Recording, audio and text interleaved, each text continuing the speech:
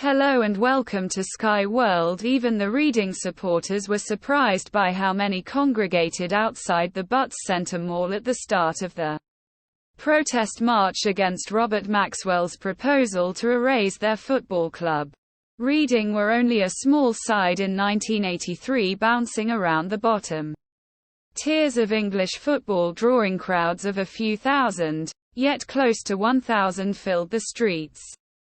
Above their heads, banners made from bedsheets were held high declaring that Reading FC had died in 1983, and Save Our Soccer, a phrase coined as part of a campaign run by the Reading Evening Post. Maxwell, the controversial millionaire media tycoon, was the owner of Oxford United, who played 30 miles away, and had been a shareholder in Reading when he and other board members arranged a coup to take over the club. His plan was to merge the two teams into a club called Thames Valley Royals that would play at a stadium in Didcot, roughly equidistant between the two. Hundreds marched up the ironically named Oxford Road toward their Elm Park Stadium 2 miles away, chanting, "No to Maxwell," and "Maxwell out," amplified and encouraged by a man with a loudspeaker. Reading fan John Ennis was 19 years old at the time. He and some friends had handmade flyers using an old lithograph printer and plans for the march, ahead of a game against Millwall, had spread by word of mouth. The occasion was thrilling. A mostly young, rebellious crowd who wanted to stick two fingers up to the wealthy businessman trying to buy their working-class sport. We were really surprised by how many people turned up. Ennis, now a Reading Borough councillor, tells I. There was a lot of bad feeling. People were really upset. The atmosphere was tinged with fear. I can never forget it because we were worried we were going to get beaten up. At the time there was a lot of racism and skinheads in football. We were lefties. We thought skinhead football fans, even Reading fans, would cause trouble. And we thought Millwall would come and have a go. That's what football was like in the 80s.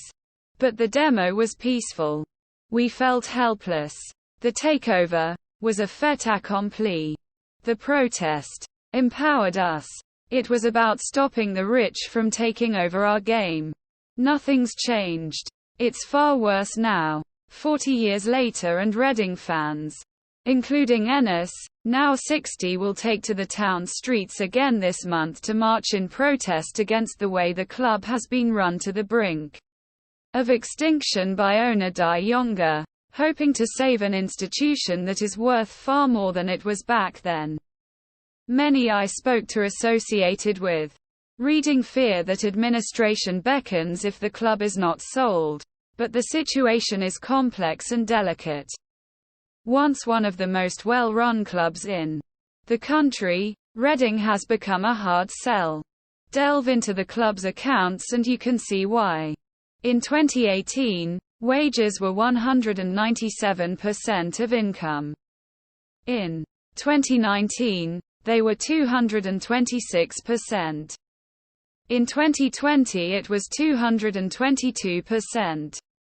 In 2021, 243%.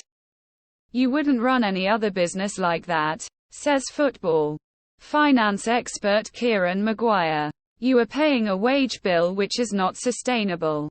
For context, UEFA is proposing that from 2025 clubs can spend only 70% of revenue on wages and transfer fees. In the latest accounts, up to 2022, the club lost £17 million, a figure that would have been worse had they not sold Michael Elias to Crystal Palace for £8 million. The club were losing £500,000 every week. And that was in the Championship, where revenues are higher. Reading were relegated to League One at the end of last season. Observers who have watched the carnage unfold believe that after Younger bought Reading 6 years